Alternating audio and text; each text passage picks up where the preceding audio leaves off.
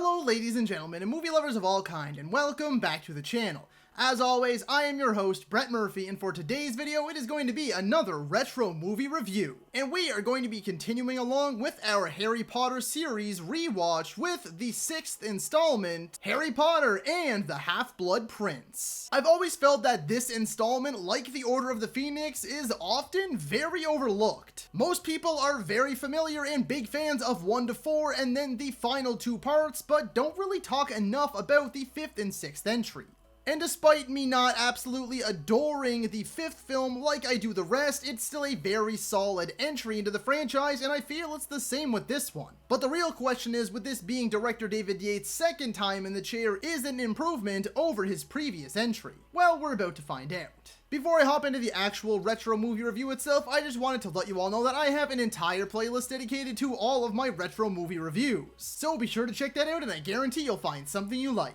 And so, without further ado, let's hop right into things. Okay, so the first positive I wanted to address for this movie is that I love how we see the effects of the rising evil on the real world. Yes, it is very brief, but it helps to show and illustrate that this isn't just the wizarding world at stake here. The next positive is just Professor Slughorn. He is a great new oddball addition to an already very colorful cast of characters. I love seeing how the Weasley twins finally got their toy and trick shop. It just makes my heart happy. I've always enjoyed the increased focus of Draco in this movie, showing that he is becoming a real villain, but that there is very much so still conflict within him. That he's not all bad despite his upbringing and the people that he's constantly surrounded by. It is by far one of the strongest aspects of this movie, and it makes him more than just Harry's school nemesis. New love takes shape as Ron and Hermione's relationship blossoms, as well as Ginny's and Harry's. Which to this day I do still feel is a little unexpected, but they do the best they can and they make it work for what it's worth. All of the flashbacks in this movie are excellent and are used to great effect, filling in some much needed blanks in a very clever way. Harry has certainly matured since the last movie. He is far less shy and awkward, and it really helps to show the character's growth and maturity. I've always been shocked by the dark and twisted scene where the student Katie is sort of half possessed, as she gets jerked around violently in the air and through the snow with muted screams. Yes, once again, it is brief, but it is oddly disturbing for a franchise that for the most part up until now was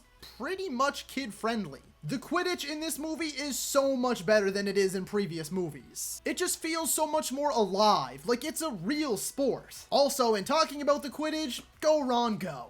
Oddly enough, this one really does feel like a coming-of-age movie. Relationships develop, hearts break, and all of the characters have matured since the events of the previous movies. And it is very apparent in my eyes. But despite all that, there's actually lots of light comedy in this movie that I've always appreciated, like Harry when he's on Liquid Luck. This one gets a positive on its own. The entire sequence at the Weasley's house. The charming little character moments between Harry and Ginny, the entire Weasley family dynamic, and then the ensuing intense chase and battle in the surrounding wheat field.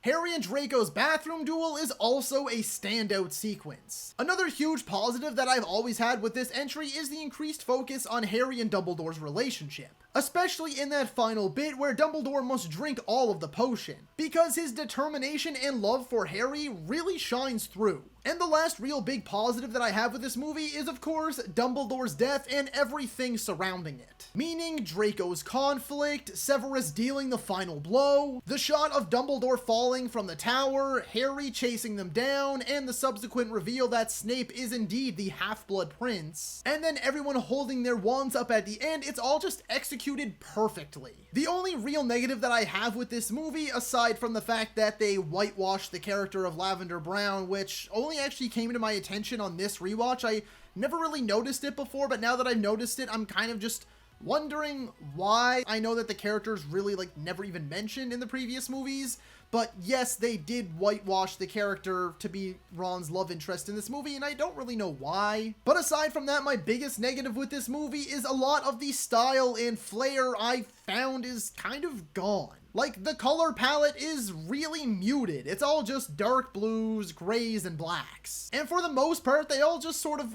wear normal clothes and stuff. Like I said, it just feels like that magical touch, really, of Hogwarts and the wizarding world as a whole from, say, the first movie. It's just all kind of gone. That being said though, this movie overall does do an exceptional job at progressing all of the storylines, relationships, and properly setting up for the grand two-part finale.